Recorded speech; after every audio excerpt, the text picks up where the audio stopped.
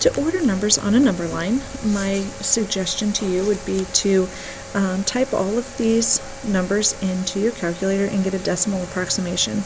Then you know what two numbers that you should plot it between. So we know that 1/4 is 0.25. If you use the square root button on your calculator, the square root of 8 is 2.8.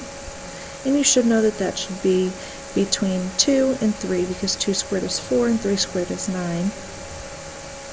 Negative 3 we don't need to do anything with. Negative 9 over 2 you should know is negative 4.5 or negative 4.5. And then the cube root of 10. This is on your graphing calculator in the math menu. And the cube root of 10 is just approximately 2.2. And then we have negative 2.1. Okay, so if we plot this on the number line, 0.25 is going to be between 0 and 1, but closer to 0. But when I put this on the number line, because they gave me 1/4, I'm going to label it 1/4, not 0.25. 2.8 is between 2 and 3, but closer to 3. And I'm going to label that the square root of 8. Negative 3 is exactly at negative 3, so I don't really need to label that. Negative 4.5 is between negative 4 and negative 5.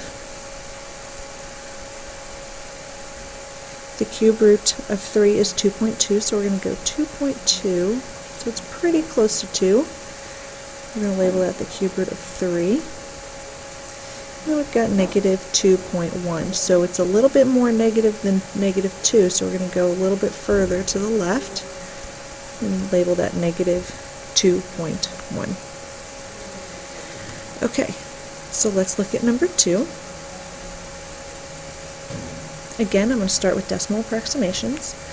Negative 5 over 2 is just negative 2.5, so negative 2.5. The square root of 9 is 3. We've got negative 2. Negative 9 over 10 is negative 0.9. The cube root of 8, again, is in your math menu if you don't know that off the top of your head, because that's a perfect, is 2. And then we have negative 4.5. So let's plot these. We've got negative 2.5, so that's between negative 2 and negative 3. And we're going to label that negative 5 over 2 because that's what they gave us. On 3, I'm plotting 3, but they gave us the square root of 9, so I'm going to put the square root of 9. We've got negative 2. Negative 0.9, so negative 0.9 is almost negative 1, but not quite. So I'm going to label that negative 9 over 10. We've got 2, but they gave us the cube root of 8, so I'm going to make sure I label that the cube root of 8. And then negative 4.5. That is halfway between negative 4 and negative 5. Okay, now I would like you to pause the video and try number 3 on your own. Number 3 will be checked tomorrow. Okay, so the next set of directions just says to write the numbers in order from least to greatest, so we don't have to plot them on a number line. What we're going to do is we're going to start out the exact same way and just making all of these a decimal approximation. So we've got negative 1, and then we have negative 12 over 3, which we know is negative 4.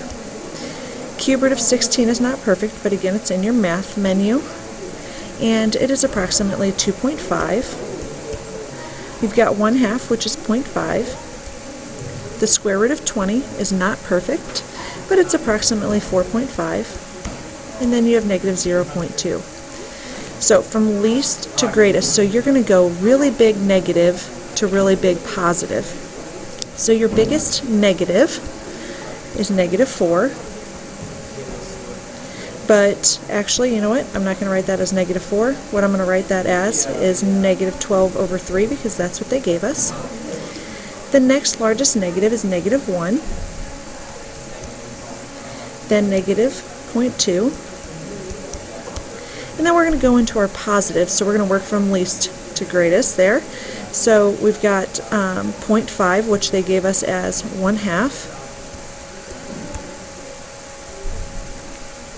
Then we've got 2.5, which they gave us as the cube root of 16. And then we have the 4.5, which is the square root of 20. So that is from least to greatest. So the biggest negative to the biggest positive. Pause the video or stop the video, and you are responsible for number 5. So tomorrow when you come in, you should have 3 and 5 completed on your own.